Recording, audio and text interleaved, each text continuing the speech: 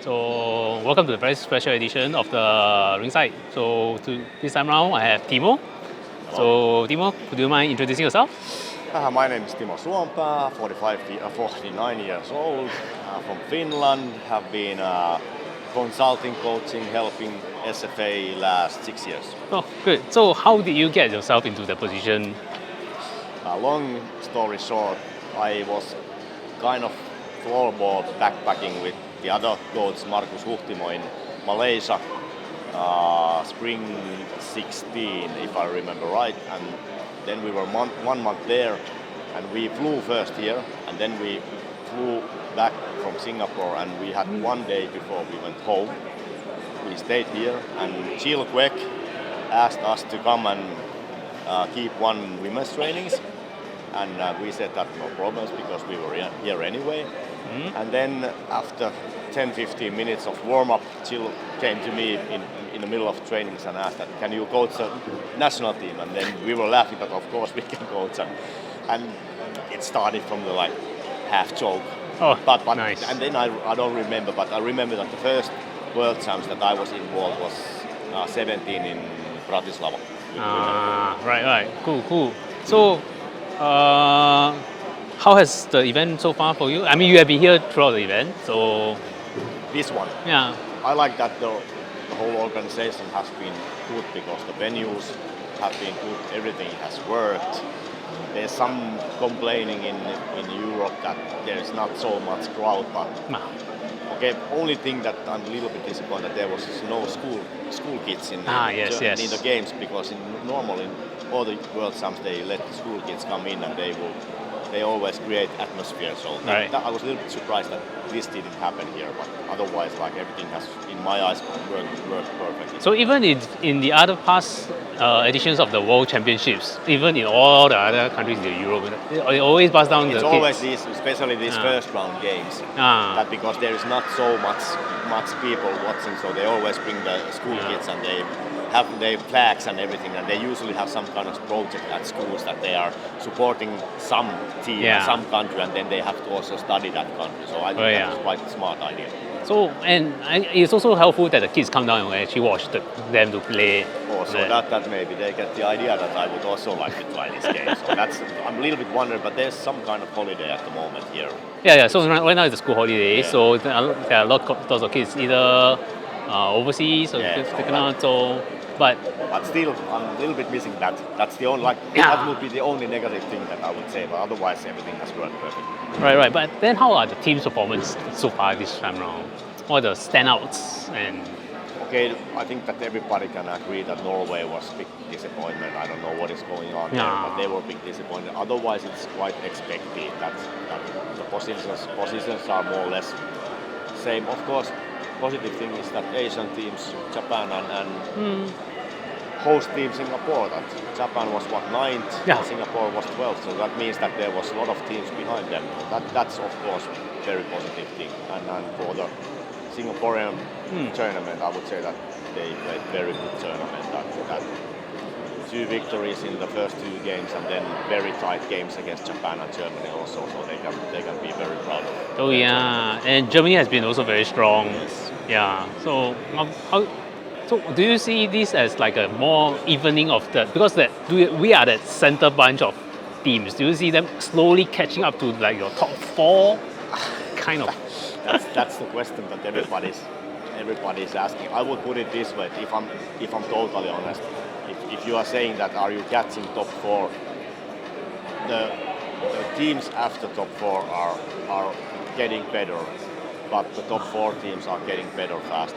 But it is like this, that you are moving forward, but they are also moving forward. They are not standing still. So they are going faster forward. That everybody's like developing all the time, but I couldn't say that you are catching. I'm sorry, but I'm honest with that. That is true, but how do you think?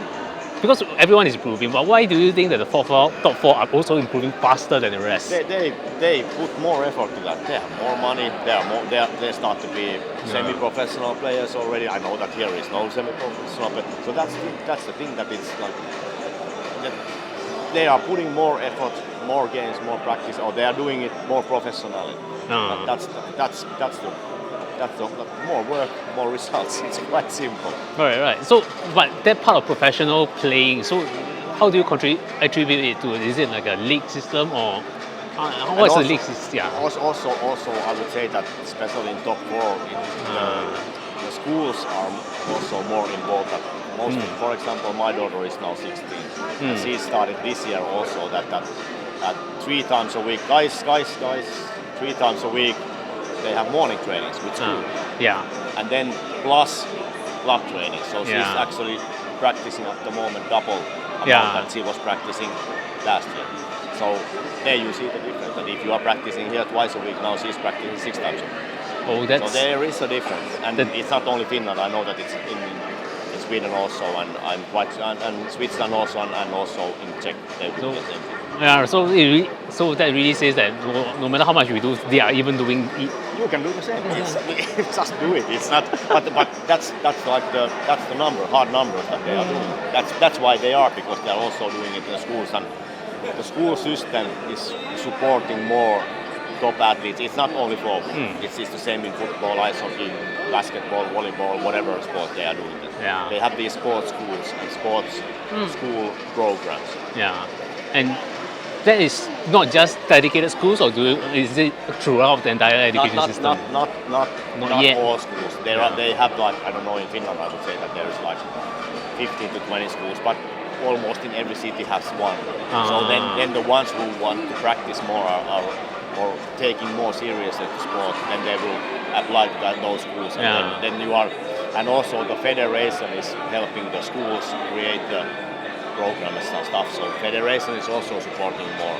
Right. So I would say that the whole player path is way different than you have it here. Yeah, because right now we have our own quite a few academies starting up, and we also play quite a few in school levels. But our school levels we play a little bit differently, because sometimes the younger kids, they play with like 2 goalpost system, and then when they grow a little bit older, they play a 4v4 format. So how is it like with the European countries? Do they actually play that kind of different formats? Yeah, but in at least I don't know actually about the rest of the countries, but in Finland I don't remember exact age, but let's say put it this way, that until they are 9 they play 3 against 3. Then they play, after that they play a few years 4 against 4. So it's first small court, then a little bit bigger, and then from the age of 12, 13 they start to play 5 against 5. So it's good system here also, that, because in my eyes that if you play 3 against 3, that means that you are more involved also. You get more touches with the ball, and so for the very small juniors 5 against 5 makes no sense. Oh, but you did say 12, 13 they'll start playing 5v5. Yeah, something like that. Oh, that is very early, because But I think that what I know about the local system is that you are missing the venues. That's the thing, that you have smaller venues, that you are forced to do that. And then on the opposite, we have more venues, so it's easier for us to do it. It's okay. So that I think that's also it's also like this structural thing that the floorball is bigger sport in Scandinavia and right. in some European countries. So the whole big picture is different than you have it here. Yes, unfortunately, but I think we are still slowly growing. I heard that you already start to have these junior leagues or at least tournaments, and that's the biggest thing that I have, or biggest message that I have had the last 6 years, that put effort to the junior. There you will get more and more players, and then when you have more and more players, you will also have more and more better players. Yes, it's mathematics. It's quite simple, but I'm very happy to hear that now you are starting that. These academies and also new leagues and stuff. So this sounds to me very good. I guess it's part of the process, and I think we're still early. I mean, we're still catching up. We're still catching up. But this started in Finland 20 years ago. So also that the sport is so young that it's never too late. So if you think that you are 20 years behind, that's totally okay when you started now. But is there a way to kind of shorten that 20 years behind, maybe 10 years? Like I said in the beginning, that we are also going fast forward. So I don't know that, but getting closer definitely. And I don't know how that does every country do that. Thailand, Philippines, Oh yeah. Japan, I don't know how much they have. And so for you guys, it's for Singaporean floorball. I don't know. Maybe I'm catching these other countries. So I wouldn't compare to top 4. That's like unfair. It's not nice. Don't. No. It's not. It's the same thing that if I compare to Finnish basketball league to NBA. Oh yeah. Will they catch? Never. No. Yeah, that is true. Never. So our realistic target should really be, we're still the middle of the bunch. I would we should say be the top 10 first. Or top 10. Top 8. So that's like compare against Poland and Slovakia, Germany. Germany, yeah. But as we see here, we are quite close already. Germany. Yeah, we are Germany close. is quite big floorball country already. So that's big step in my eyes. Yeah, and okay, so I guess. So, what do you think that we can? Immediate future. Okay, what do you think we can expect? Because right now, a lot of our, a lot of players are retiring or have retired along the way. So, and you have somewhat seen our under-19 girls from last year's AOFC and everything. In the immediate future, how do you see? I mean, I personally want your thoughts about how we can review. What's floorball has to be a constant state of reviewing. No, but this is natural. This happens with every national team. Finland was rebuilding 4 years ago. Now they start to see the results. Now I'm quite sure that in 3 hours they will lift the trophy in that venue. So I wish. It takes time also, and you also have to have patience. That if the results drop for a moment a little bit lower, be patient. That it doesn't happen like that. If older players are stopping and new ones come in, they are not ready straight away. So experience you get only with playing hard games. So it doesn't. But I was happy to see already in this tournament that there was 3-4 new faces and they did very well. So I'm very happy that you already have like 3-4 good new faces in the national team. And I know that in men's side, I was with the under-19 boys in World Champs in Denmark. I said it out loud to Sassen there that they can actually play better than the older ones. They need experience, but in some way you see that they have started earlier, so they have the basic skills are better than the men's national team guys. Of course, they need toughness and physical thing and experience, but the foundation is good. You get new players. The new players are coming, like we talked. The more juniors you have, the more potential. The pool is bigger. Is bigger. And they got more chances to practice and train.